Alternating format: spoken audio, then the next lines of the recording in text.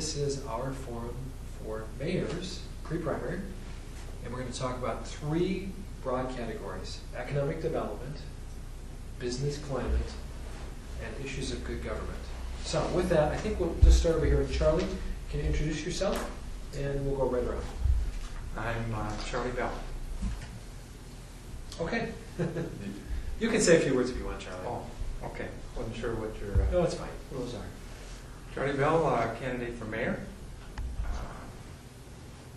I am because of the need for new leadership in Duluth and for leadership that has experience in the areas that will help Duluth move forward and become a community of opportunity, as well as being able to address a lot of the challenges we have. So that's why I'm here. Meg. And I'm Meg Bai, and I've been both a council member and a city administrator in the city of Duluth, and have 30 years of experience working with Duluth. And I think that I bring an insider's knowledge, but an outsider's perspective, because I am not part of the current situation. And so I think that that combination is really going to be very helpful to the community, and that's why I run. Thank you. My name is Don Ness. I'm running to bring a positive, innovative, and forward-thinking approach to public service and to the mayor's office. And our campaign has been focused on honoring the complexity of the issues before us and coming with real tangible solutions to those problems. And I feel like by bringing a more cooperative approach in which we can bring folks from different perspectives together, that's the key to solving our most pressing issues. Thank you. Sonny. Thank you, Andy. My name is Sonny Helbicka. I am a retired city worker. I spent 30 plus years with the park department as a recreation specialist. My primary function was designing programs for kids, for families, for seniors, and for the neighborhoods. I entered this race, the primary race, believing that politics in the primary is about policies. I feel I bring a very unique point of view to this race, having worked for the city, having been at meetings on 4th floor, and also being in the bowels of City Hall. I have seen what has worked and what has not worked, and would like to throw that out for discussion. Thank you. Hello, I'm Herb Bergson, and I've had the honor of serving you as your mayor for the past 4 years. In the past, I've worked as a railroad switchman. That was for 11 years for the Siouxland Railroad, 19 years as a police officer, 2 terms as mayor of Superior. I enjoy my work, and I enjoy meeting and working with people. Thank you. My name is John Solcha, candidate for City of Duluth Mayor.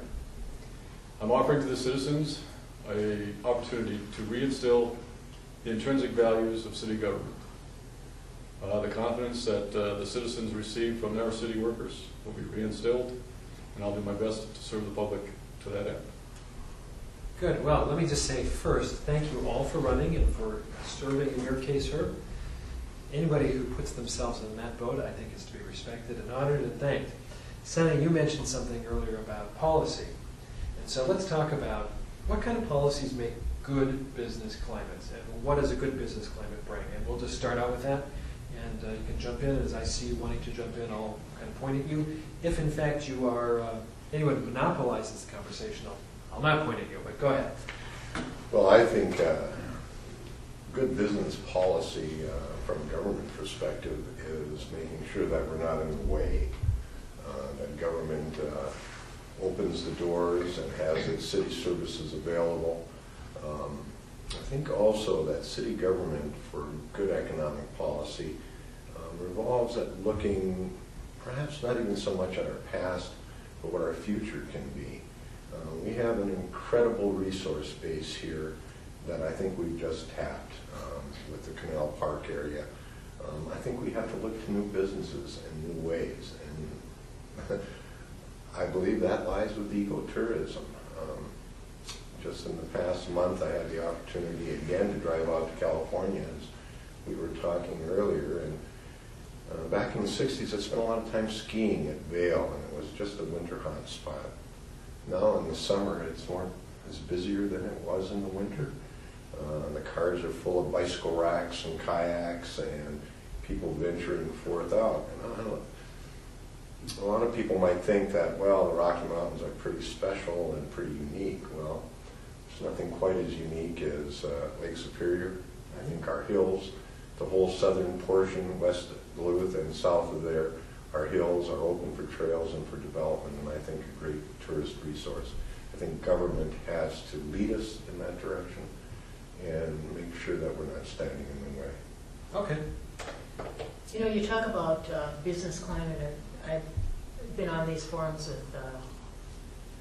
with Sunny now for the last several months, and have been very excited about the suggestions and the direction that he's been talking about.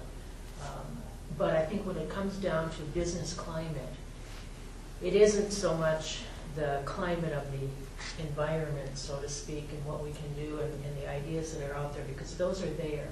But you mentioned government not getting in the way, and I think that what we have had, unfortunately, is a sense in the community that government has been getting in the way of the development of businesses. I can't go anywhere without hearing people say, well, you know, there's always this fight between the environmentalists and the business community, and I know that that's not necessary, and I think most people who think about it know that that's not necessary. But we have this sense that government's been in the way instead of a facilitator. Kind of getting long things sense. done. It's been a long-term sense, yes, and I think we need to move away from that. And I think the only way to do that is to spend a lot of time talking across that bridge. Okay, Charlie. Yeah, I think you brought up some good points on climate, but are we not talking about policy? There's two different things. Okay, go ahead. Are we talking about both?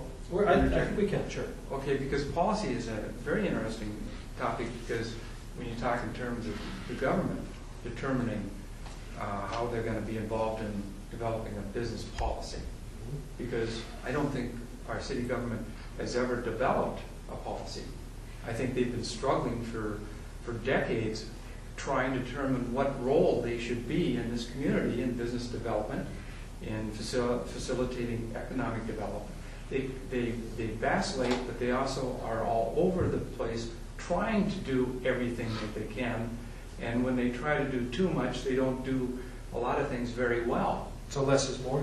Not necessarily, but Okay. just defining what role. And I worked on civic projects in the 70s and the 80s and the 90s, and one of the most difficult parts of the projects was getting City Hall to understand what we were doing, and asking them to help us with this or that or this, and it was a very difficult and at times a very strange thing that occurred, because we were working on projects that created economic development, they created jobs, they built buildings and all that, but we ran into politics so many times that it was, and that's one of the reasons I'm here today, because it's about what has to happen.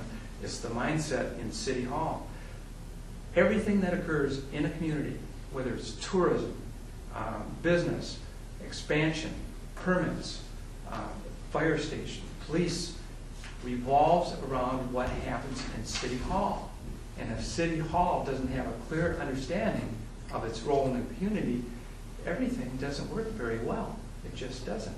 So I think we need to define the policy that the City Hall should be involved in determining and then carrying it out. Or their role? Exactly.